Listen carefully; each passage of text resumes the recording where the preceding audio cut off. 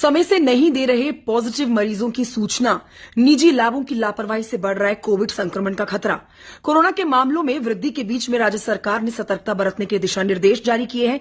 इस बीच बड़ी जानकारी आप तक पहुंचा रहे हैं। अस्पतालों और जांच लैबों को नोटिफाइड डिजीज की जानकारी समय पर देने का सख्त निर्देश दिया गया है। इसके बावजूद भी कई निजी लैब इन निर्देशों का पालन नहीं कर रहे हैं। बुधवार को राजधानी के एक निजी लैब से 2 लोगों में कोविड-19 की पुष्टि हुई, लेकिन प्रशासन को इसकी जानकारी नहीं दी गई।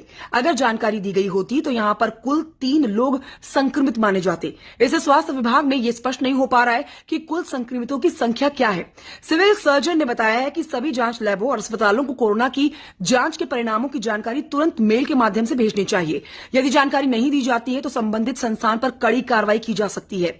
इसके लिए सख्त दिशा निर्देश जारी कर दिए गए हैं। उन्होंने ये भी कहा कि यदि कोई व्यक्ति पॉजिटिव पाया जाता है तो उसे घर में क्वारंटाइन रहने की सलाह दी जाती है, तो उसकी जानकारी भी मुख्यालय को भेजी जानी चाहिए। इससे मरीज की पूरी जानकारी मिल सकेगी और उसके संपर्क में आने वालों की पहचान की जा सकेगी। प्रशासन ने कोविड संक्रमण के बढ़ते मामलों को देखते हुए लोगों से मास्क पहनने की अपील की है और सतर्क रहने की अपील की है।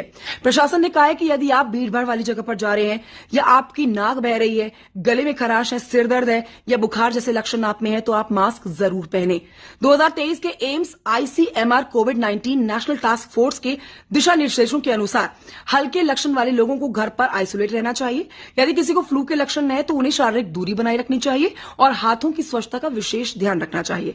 आपको बता देते हैं कि यदि आप अपना या अपने घर के किसी भी व्यक्ति का कोविड टेस्ट करा रहे हैं तो अच्छी लैब से टेस्ट कराएं, भरोसेमंद लैब से टेस्ट कराएं, क्योंकि कोविड का जो संक्रमण फैल रहा है, बढ़ रहा है, वो निजी लैबों की लापरवाहियों से भी बढ़ रहा है। समय पर नहीं दी जा रही है कोविड मरीजों की रिपोर्ट। ये जानकारी आप तक पहुंचाना बहुत अहम है, क्योंकि इस कोविड के नए वेरिएंट से बचने के लिए हम सबको सही जानकारी देनी होगी और केंद्र सरकार के दिशा निर्देशों का पालन करना होगा।